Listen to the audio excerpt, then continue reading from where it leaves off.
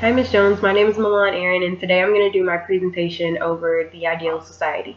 If you ever see me look off my screen, that's just me looking onto another screen because I was having a lot of problems with my computer today. Okay, so I'll get started.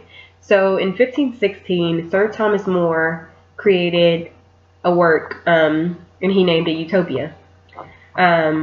Utopia in this work was defined as a place of free of greed and war and crime, and they were also religion friendly.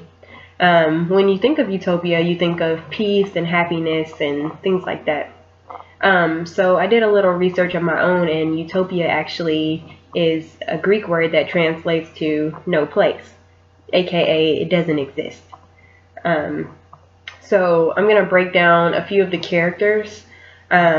There are four that, I thought were most important. The first one was More. He's not actually the author of the book. He created a fictional character perhaps to, express his thoughts on utopia. So he was a councilman for King Henry of England. He traveled to Antwerp to meet his friend Giles. Okay, so Peter Giles, which is the next character, he actually introduced More to Hythloday, another man that was introduced. He was actually one of the captains of the ship that they were on. So Raphael Hythloday, was a world traveler and a philosopher, and he's actually the one who told the story, basically. Like, he's the one who told More and Giles about utopia, how wonderful it is, and things like that.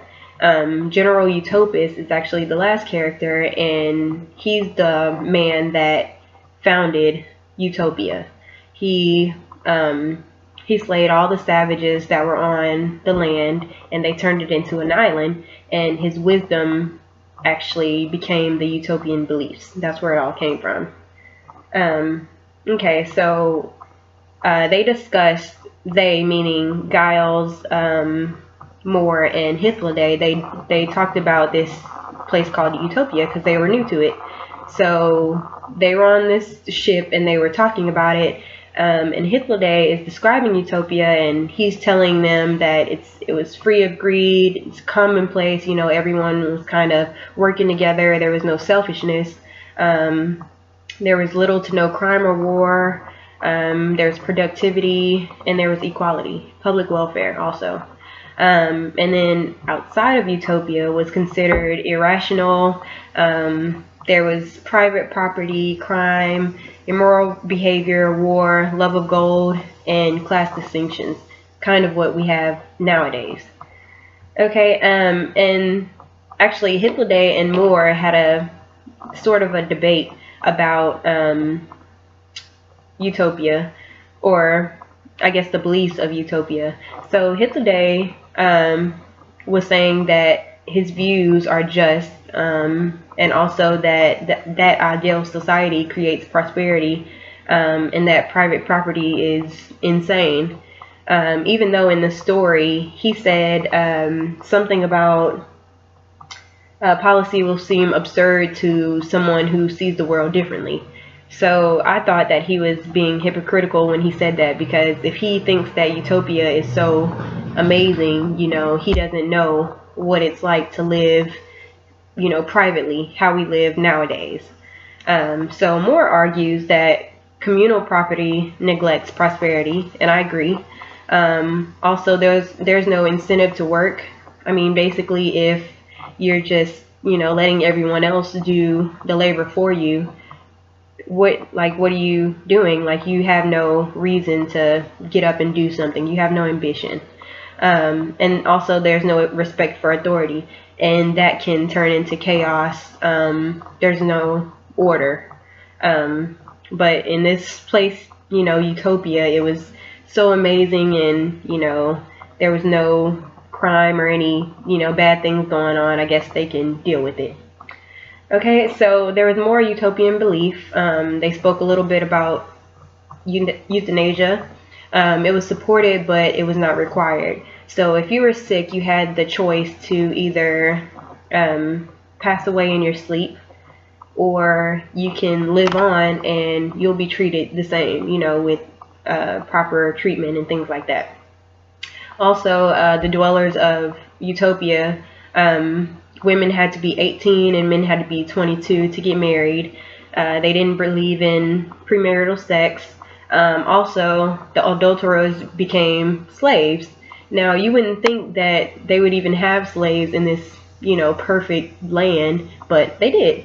Also, there were no lawyers or anything like that because there was no, money couldn't do anything because money didn't exist on the land. There was no treaties because they thought that implied, hostility already before anything were to happen, before rule became broken. So there were no treaties. Also, they didn't believe that they should listen to any interpretation about the world outside of Utopia. Okay, and so my question I asked was, perfection ideal? Would you actually want something that's so perfect? Like, what's so good about that? So in Utopia, or on the land of Utopia, there is no room for progress or a succession. If everyone's doing the exact same thing all the time, then there's no room, to mess up or to learn or anything like that. So I asked, what's so great about equality? If everyone is equal, where's the variety? What's so good about that? There's no spontaneity in that. There's no excitement into that. Because different people have different views and ideas and things like that about different, different subjects.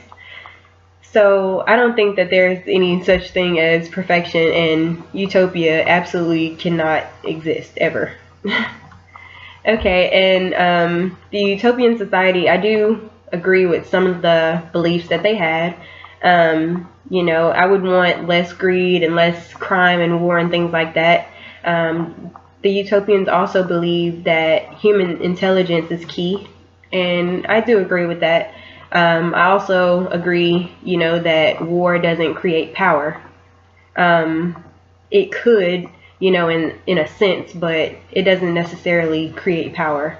If we went to war, that's more chaos than, trying to show someone your authority. There's other ways you can do that. Also, I think peace is ideal. Utopians don't believe in immorality, but when you're choosing euthanasia, choosing to pass away in your sleep, from an illness, that can be considered immoral. You're basically telling someone to kill you in your sleep. I'm sure, by injection or, something of that sort. Something, I guess, you would consider humane. So those were my thoughts. Also, I agree with the happiness, but the one thing that I don't agree with the utopian society is the lack of progression and advancement. I think it's very limited because everyone is the same. Everyone is, plateaued. It's a very stagnant society. It's not one that can, push each other or challenge each other. If there's no challenge, then, what are you really doing? There's no advancement at all.